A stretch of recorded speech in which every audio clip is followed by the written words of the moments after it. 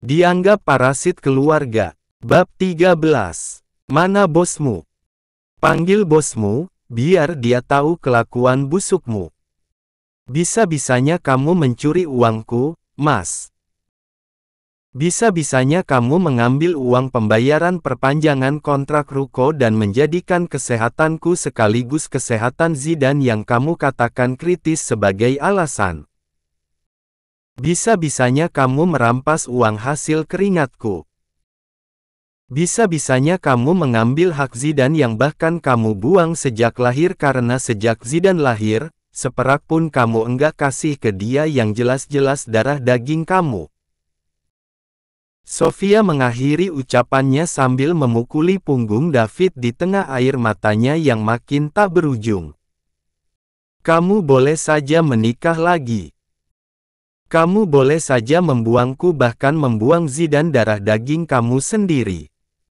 Kamu bahkan boleh memfitnahku sesuka hati. Tapi bukan berarti kamu bisa seenaknya merampas uangku. Itu hakku. Itu hak Zidane.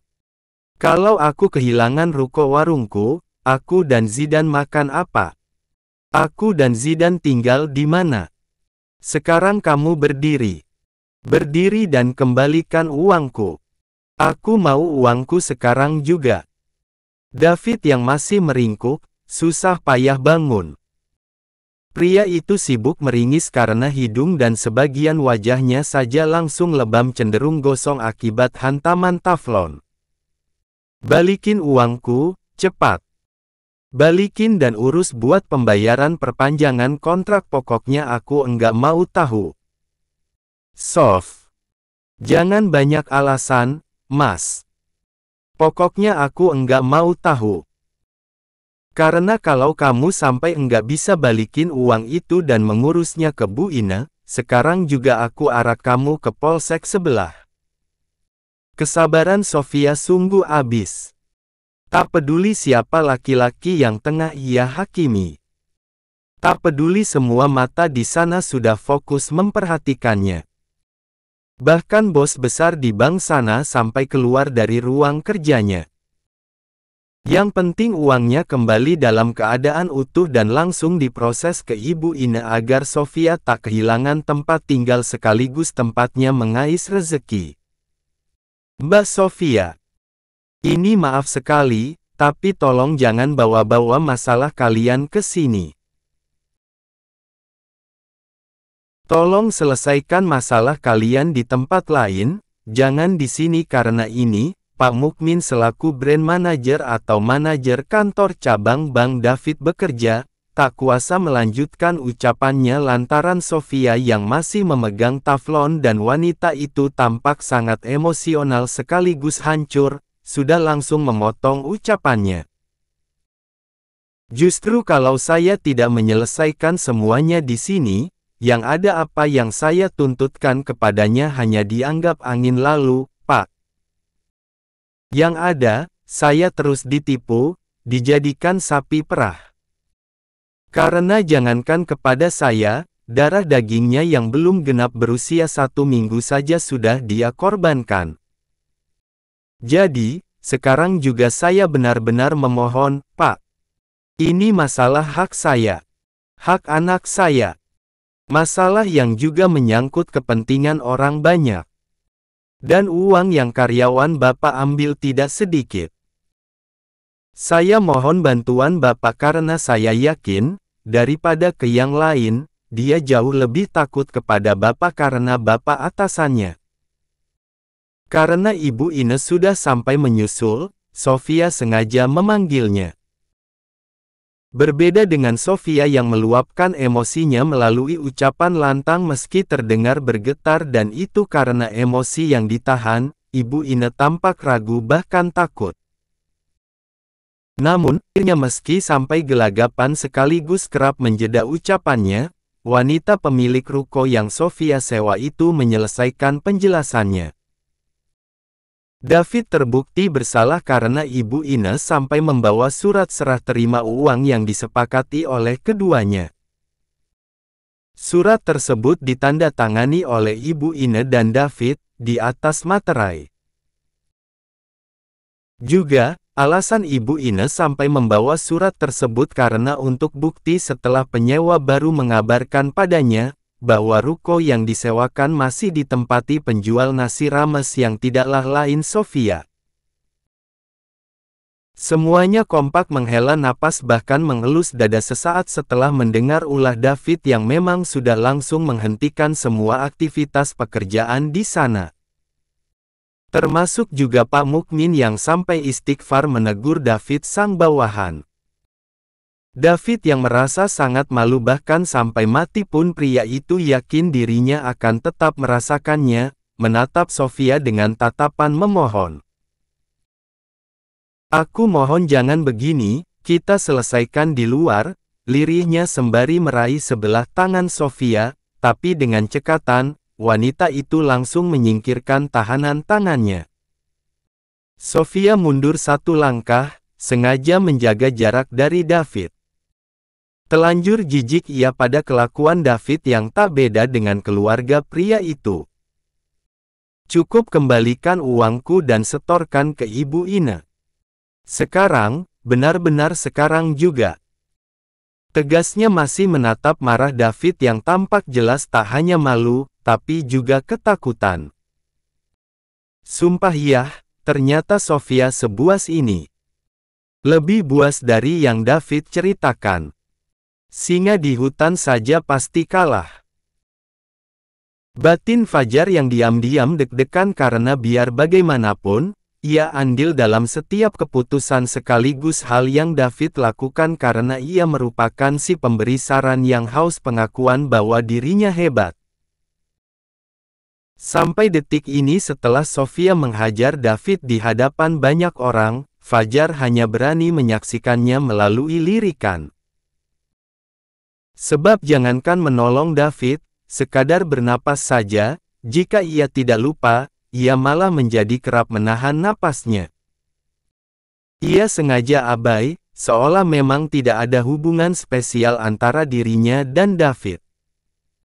Kalau memang enggak bisa balikin uangnya hari ini juga, sudah langsung pecat saja, Pak Manajer. Tuman, laki-laki kok gitu. Ini masalah kalau sampai diviralin pasti rame. Bisa sampai diundang ke acaranya Om Deddy atau Densu. Ucap seorang wanita muda yang sedari awal menyimak sudah ikut emosi. Ujung jilbabnya sampai sudah ia kucek-kucek. Wanita yang baru saja berbicara itu duduk di depan Fajar dan kebetulan sedang membuat ATM baru karena ATM lamanya sudah habis masa berlakunya. Fajar langsung mendelik menatap wanita cantik yang berdiri di hadapannya walau awalnya. Jangan-jangan abis ini, aku juga ikut terseret, ya. Batin Fajar ketar-ketir. Meski awalnya yang lain hanya diam kebingungan, lama-lama mereka juga ikut bersuara, menuntut agar David segera mengembalikan uang Sofia. Yang mana kemudian, mereka juga kompak menuntut Pak Mukmin untuk memberhentikan David dari sana dengan tidak hormat. David ketar-ketir.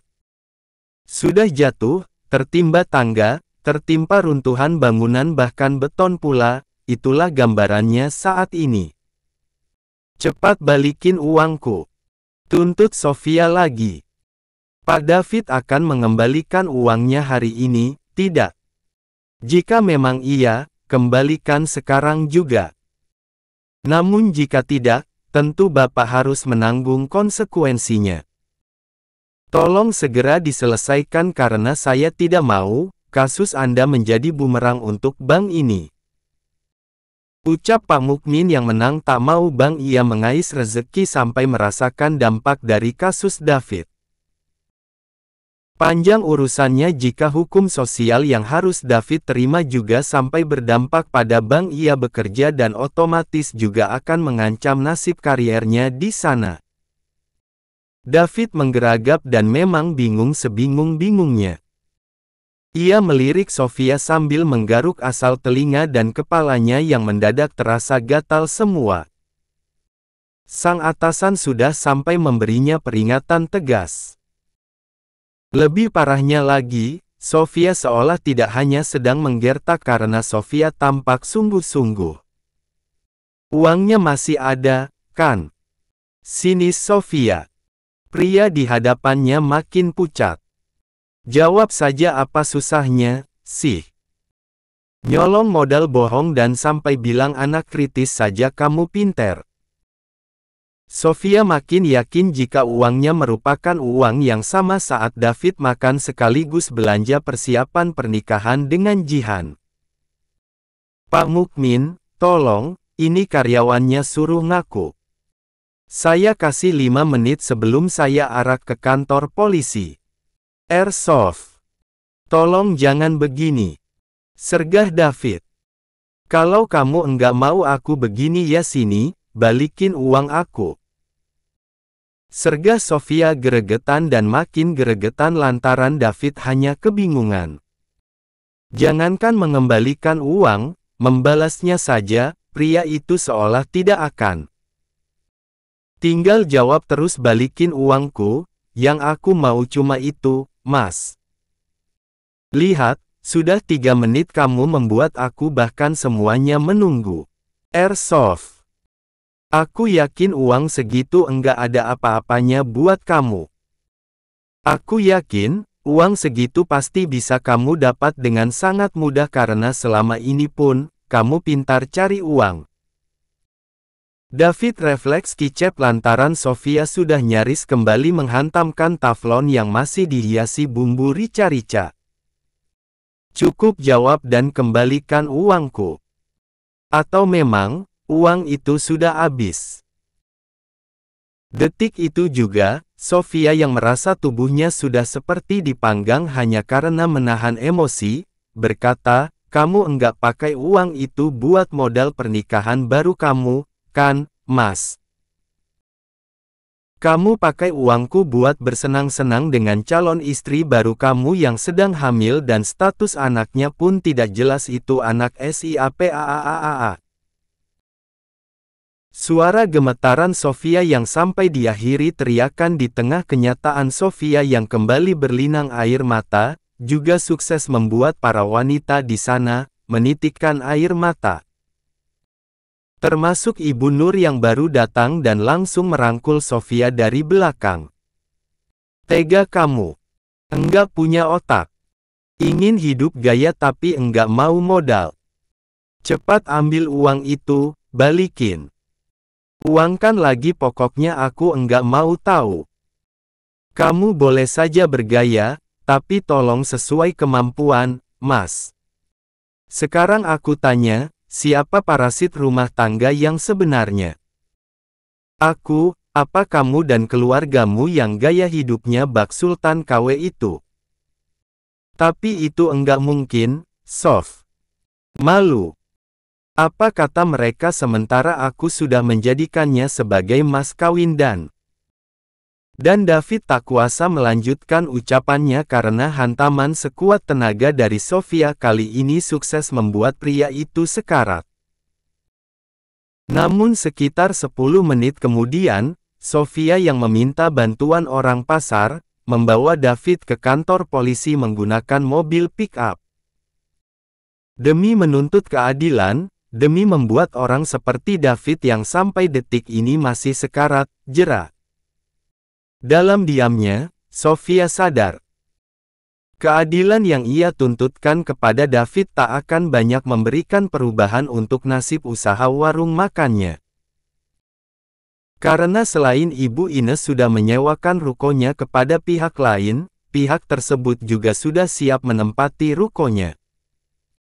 Tentunya, Sofia juga beribu-ribu persen yakin, uangnya tak mungkin kembali. Andaipun kembali, pasti tidak akan utuh. Memangnya David uang dari mana? Memangnya, siapa yang akan membantu David? Karena andai David punya uang lebih, tentu pria itu tak akan mencuri uang Sofia. Juga, meski David memiliki saudara banyak, mereka tak lebih dari benalu yang apa-apa hanya ingin diberi sekaligus dilayani tanpa mau melakukan timbal balik. Sebegini berat cobaanku ya Allah. Dianggap parasit oleh pasangan sekaligus keluarga sendiri. Usaha yang aku bangun dari nol pun terancam hanya tinggal kenangan. Sekarang, aku harus bagaimana? Aku harus membawa anakku tinggal di mana? Batin Sofia yang tak kuasa menyudahi kesedihan, rasa nelangsa, maupun air matanya. Di depan polisi yang tengah memintai keterangan, David yang wajahnya babak belur karena hantaman taflon dari Sofia, tengah mengakui perbuatannya. Sementara baru saja, Jihan datang ditemani oleh sang mamah yang merupakan guru agama di SMP negeri favorit dan keberadaannya tidak begitu jauh dari kantor polisi. Jihan dan sang mamah tampak kebingungan. Keduanya digiring untuk duduk di sebelah David. Seorang polisi yang turut mengawasi jalannya penyidikan, langsung mengambilkan kursi untuk Jihan dan sang mamah duduk lantaran di sana awalnya hanya ada 2 kursi. Satu kursi untuk David, satunya lagi untuk Sofia. "Mbak, katanya kamu sudah enggak ada rasa sama Mas David. Terus, ngapain sampai begini?" Mas David babak belur, "Dan kalian pun sampai membawa kasus kalian ke polisi," cibir Jihan. "Kamu kalau mau ceramah, nanti pasti aku sediakan TOAK sekaligus tempat khusus. Namun sekarang, kembalikan uang aku. 30 juta. 30 juta benar-benar wajib utuh," tegas Sofia sambil bersedekap. Saking muaknya kepada David, ia sampai memilih duduk sangat jauh. Ia memilih duduk di sebelah pintu masuk ruangan tersebut. Jihan kebingungan, kembali memasang wajah bayi, seolah dirinya benar-benar polos tak berdosa.